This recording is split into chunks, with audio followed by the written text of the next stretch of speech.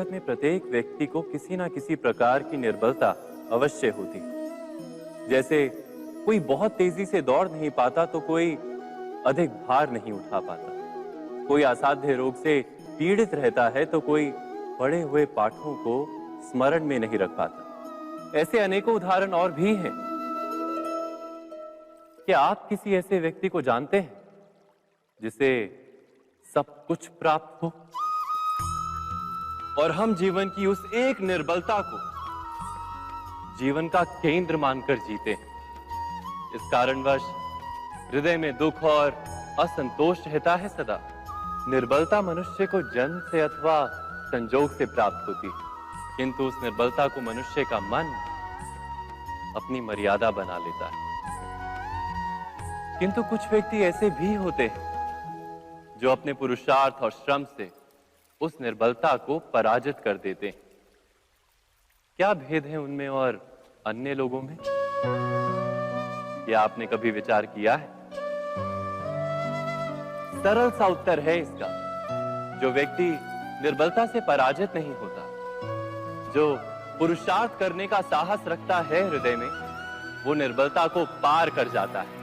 अर्थात निर्बलता अवश्य ईश्वर देता है, किंतु मर्यादा मनुष्य का मन ही निर्मित करता है। स्वयं विचार कीजिए।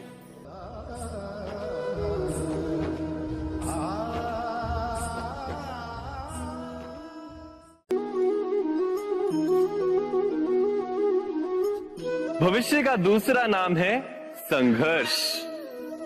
हृदय में आज इच्छा होती है और यदि पूर्ण नहीं हो पाती तो हृदय भविष्य की योजना बनाता है। भविष्य में इच्छा पूर्ण होगी ऐसी कल्पना करता रहता है, किंतु जीवन ना तो भविष्य में है ना अतीत में। जीवन तो इस क्षण का नाम है, अर्थात इस क्षण का अनुभव ही जीवन का अनुभव। पर हम ये जानते हुए भी इतना सा सत्य समझ नहीं पाते। या तो हम बीते हुए समय के स्मरणों को घेर कर बैठे रहते, या फिर आने वाले समय के लिए हम योजनाएं बनाते रहते हैं और जीवन जीवन बीत जाता है। एक सत्य यदि हम हृदय में उतार लें कि ना हम भविष्य देख सकते हैं, ना ही भविष्य निर्मित कर सकते हैं, हम तो केवल धैर्य और साहस के साथ भविष्य को आलिंगन दे सकते हैं, स्वागत कर सकते हैं भविष्य का। तो क्या जीवन का हर पल जीवन से नहीं भर जाएगा?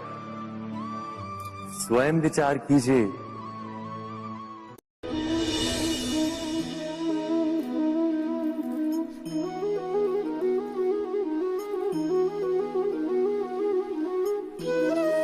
ज्ञान प्राप्ति सदा ही समर्पण से होती है, ये हम सब जानते हैं।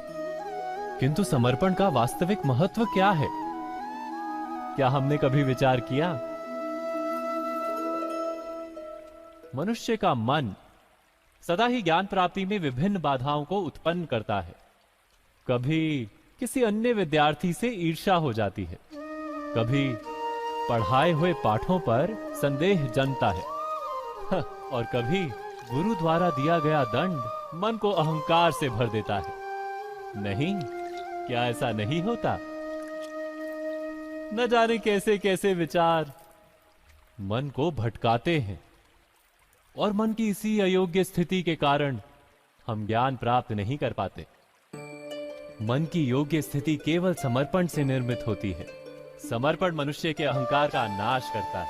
ईर्ष्या, महत्वाकांक्षा आदि भावनाओं को दूर कर हृदय को शांत करता है और मन को एकाग्र करता है। वास्तव में ईश्वर की सृष्टि में ना ज्ञान की मर्यादा है, ना ज्ञानियों की। गुरु दत्तात्रेय ने तो गाय और श्वान से भी ज्ञान प्राप्त कर लिया था। अर्थात विषय ब्रह्म ज्ञान का हो, या जीवन के ज्ञान का, या गुरुकुल में प्राप्त होने वाले ज्ञान का, उसकी प्राप्ति के लिए गुरु से अधिक महत्व है उस गुरु के प्रति हमारा समर्पण। क्या ये सत्य नहीं?